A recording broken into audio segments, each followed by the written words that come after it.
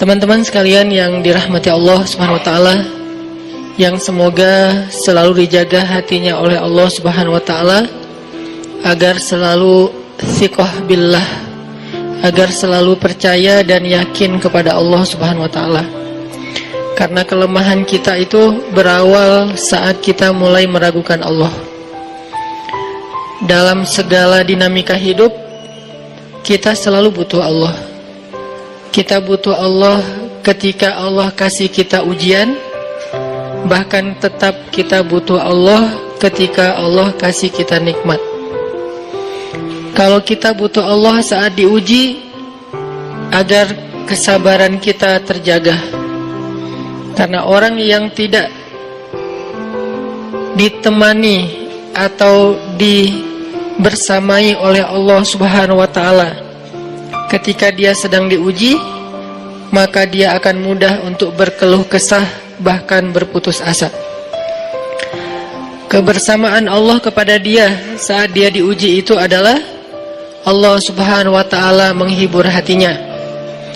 Allah Subhanahu wa taala menenangkan hatinya. Allah Subhanahu wa taala menghidupkan hatinya dengan nikmat iman. Ala bidzikrillahi tatmainnul qulub. Innamal mu'minun idza dzukirallah wajilat qulubuhum. Bukankah dengan mengingat Allah hati menjadi tenang? Dan orang yang beriman apabila diingatkan dengan nama Allah, disebut nama Allah, maka hatinya akan bergetar.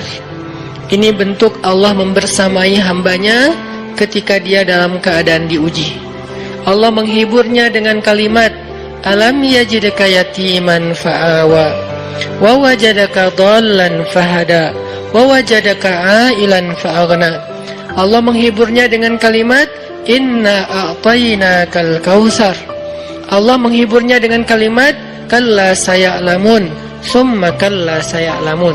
Allah menghiburnya dengan kalimat, la tahzan innallaha ma'ana. Ini adalah ketika Allah membersamai seorang hamba saat dia dalam keadaan diuji. Allah membersamai hamba juga ketika dia dalam keadaan diberi nikmat. Karena tanpa itu, maka seseorang akan jatuh justru kepada dosa-dosa karena dia mendapatkan banyak kenikmatan hidup. Kalau Allah Subhanahu wa taala tidak menjaga dia saat dia diberi nikmat, maka nikmat itu justru menjadi jalan bagi dia untuk terjerumus kepada banyak dosa. Justru nikmat itulah yang menjadi penghalang bagi dia untuk mengingat Allah. Karena dia sibuk menikmati hidupnya, akhirnya dia terhalang dari mengingat Allah tepat waktu. Sibuk menikmati hidupnya, terhalang dari Allah untuk bangun tengah malam. Karena dia tidurnya larut. Kenapa tidur larut? Karena terlalu banyak yang harus dia nikmati sebelum tidur. Dia bisa makan-makan, dia bisa jalan-jalan, dia bisa ngopi, dia bisa ketemu teman, dia bisa belanja. Bahkan dia nunggu midnight sale untuk bisa menghabiskan nikmat yang Allah kasih kepada dia. Sehingga akhirnya tidurnya terlalu larut, lalu dia tidak bisa bangun untuk menghadap Allah, curhat kepada Allah. Hal yang selama ini dia lakukan justru ketika dia diuji oleh Allah. Ketika diuji oleh Allah, mudah bagi dia bangkit tengah malam, curhat, sujud panjang, menangis dalam doa.